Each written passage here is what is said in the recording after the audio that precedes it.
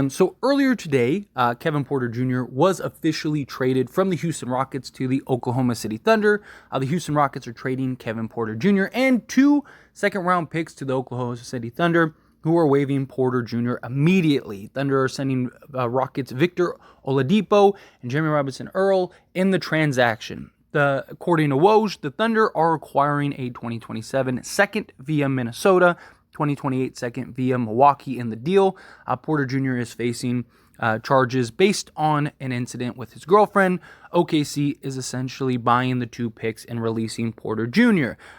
He also followed up, the Thunder will have to pay $16.9 million guaranteed left on Porter Jr.'s contract as they waive him. OKC gathered 4 second-round picks and acquiring and moving Oladipo's $9.5 million expiring deal this offseason. OKC has 15 first-round and 22 second-round picks over the next 7 years. That is ridiculous for the Thunder. Absolutely ridiculous. They're really primed. They're going to be a force, I think, in a couple years. But this is a Lakers channel. Now, as soon as this news broke out, a lot of Laker fans were screaming, go sign Kevin Porter Jr., right? And look, I get it. I understand it. Not happening this year, right? Kevin Porter Jr., he could, in a couple months, be going away for a very long time, right? I don't want to get too much into the actual stuff, right? There's enough information out there. If you're that interested, go look it up if you don't know. I want to stick and keep this basketball, right? So, Kevin Porter Jr. undoubtedly is an excellent talent. I mean, last year he was 19-5-5, 44.2% shooting. He's 23 years old.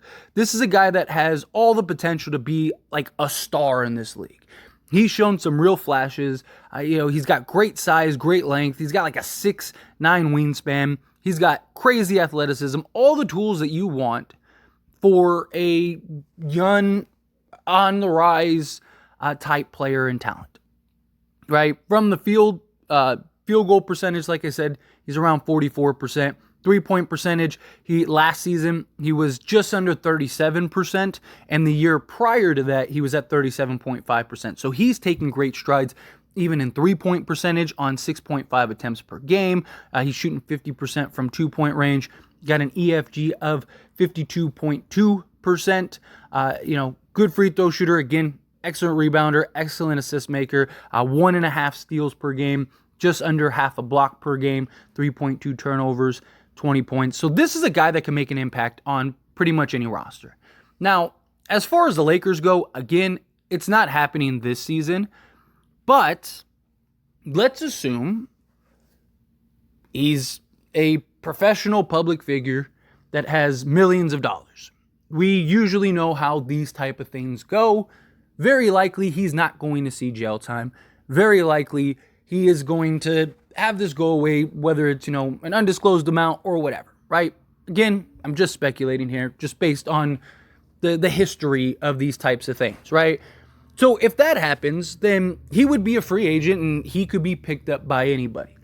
The Lakers have had this trend the last few years of guys that need to rebrand and need to revamp their images going to the Lakers because it's the biggest spotlight that shines the brightest, that could put you in a position to have huge success and therefore go and get a new contract elsewhere.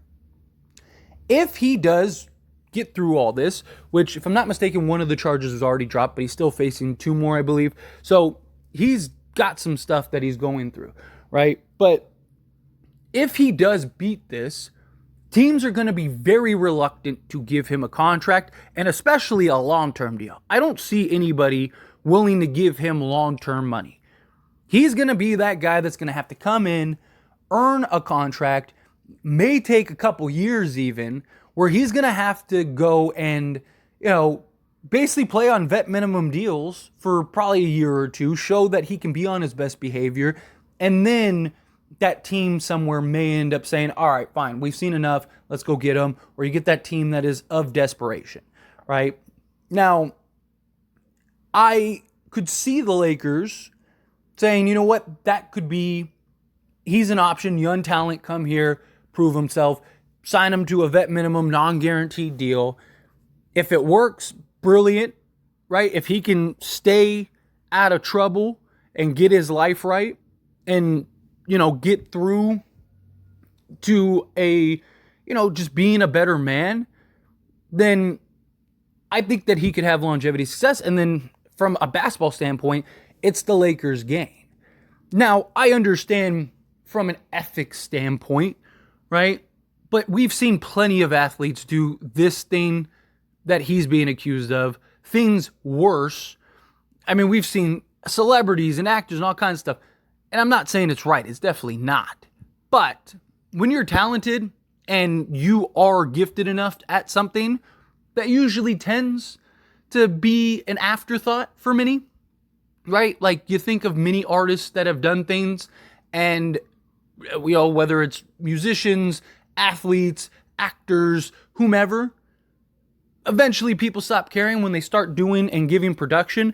If Kevin Porter Jr. goes somewhere, whether it's the Lakers or somebody else, and he keeps his head down and he stays out of trouble and he actually is playing winning basketball, people aren't going to care. It's just how it goes. And, it's, and not just that, but everyone deserves another chance, right? Everyone deserves an opportunity. Everyone deserves an opportunity to make money. And it's a business at the end of the day, right? Like, as long as he is not doing what he needs to do. And, there's always, because people are always like, well, what about the backlash if things go wrong? When do you ever see teams get backlash? When do you ever see something like that? It always falls on the player. Like, no one's blaming the Houston Rockets for what he went and did. If the Lakers were to bring him on and give him an opportunity, right? You always have hey, we tried to give him a chance when no one else would. And now you look like the good guys, right? Like, that's just how it works. And so I'm not against it if the Lakers were to bring him in, because you're getting basically a 20-point-a-game guy who's 23 years old with a world of upside and could potentially be a star. You're getting him for basically, like $1.5 million a year, right? Like, that's about as big of a low-risk, high-reward move as possible. And you got to imagine at least the first couple years, he's going to keep his head down and he's not going to want to get in trouble, right? Because he's going to know, like, okay, I just got through this. I have to be good. If he ever does repeat, and anything, not even just necessarily what he's accused of, but just any incidents in general, it's probably going to be a while before it happens, right? But also, teams are going to be reluctant to sign him to a long-term deal regardless. Because teams are going to look at it like, why would I give you a 4-year max? Like, he may never get that kind of deal. It might always end up, like, he may end up getting money, right? Like, I could see, let's say he does go to Lakers and he's fantastic, right? And let's say even the Lakers give him a new contract. They're not, I would be surprised if they signed him to like a 4-year, $30 million or whatever he would qualify for, $30 million a year type contract, right? I could see him getting like 2 years, like $50 million or something like that, right? To where it's like, okay, if he does do something silly again, then we can just get out of it. Or they have like a team option or something like that, right? Until he approves for multiple years that he's able to do that. Because teams are still going to look at it as like he's still 23 years old. He's just getting over this. How long is it before he does something wrong again? And now we're in the position where it's like, oh, great. Now we're going to have to either trade him and give up assets like the Rockets, or we're going to end up having to buy him out and stretch him or whatever, and it's just an absolute mess, right? Or we're paying him to not play. So what is it? Or the Lakers will have, or any team, even if it's not the Lakers, some team will have like a clause in the contract to where, if you do anything that is resulting into like that can potentially be a felony, then your contract automatically gets null and void, and then that's it, you're done, right? So that's probably how his contracts would go, right? Again, I think everyone deserves a chance, an opportunity to make money, right? I do understand that this is a business. Like I'm not in this dude's life. I don't care about what he does behind the scenes. Like, it has no impact, no nothing. He could be the worst human being ever. That's on him.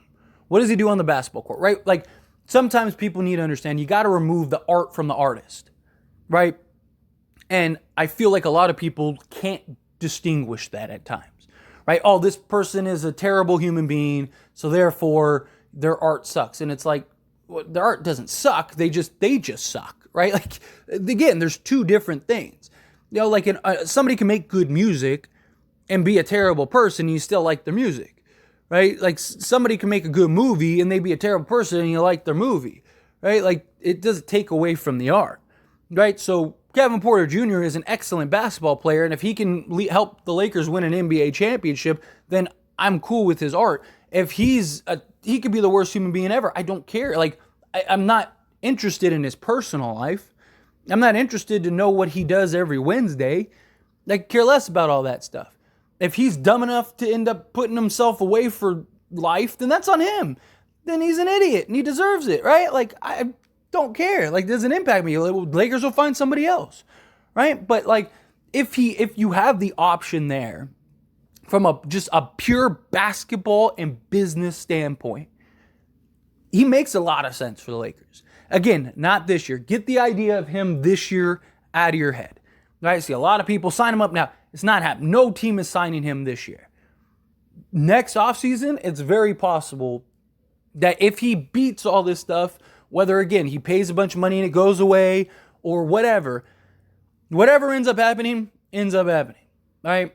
But if he is officially a free agent, the Lakers are an excellent destination for him and from a Lakers standpoint, because he gets to go to LA, right? He gets to go and play on a winning team. He'd have some real culture and structure, right? Which is probably what he needs. This guy needs some guidance, right? And he'd have a LeBron James, and I don't think LeBron James is leaving next year, but even if he does, let's say LeBron does leave, you still have Darvin Ham, you still have Phil Handy, right? Like you still have, the Rob Pelinka and Jeannie Buss and Anthony Davis. Like you have enough structure and a cultural environment, things like that. If it's not the Lakers, I think he needs to go to like the Heat, right? Like a place that has structure, a good culture, a good environment. The one problem that I would have though is like, just LA and its nightlife, right? Like, is it even possible for him to stay out of trouble if he's in LA? That's something to keep in mind as well. But, anyway, this year, no. Next year, I wouldn't be surprised, and I personally wouldn't be against it just for a pure basketball standpoint. But anyway, as always, this is a discussion, so I pass the question on you. Let me know your thoughts and opinions down in the comments below. What do you think? How do you feel? Do you think the Lakers, go get Kevin Porter Jr. next offseason? If he's able to. Do you think, no, stay away from him? Whatever. Again, whatever your thoughts are, I'd love to hear it. Let me know.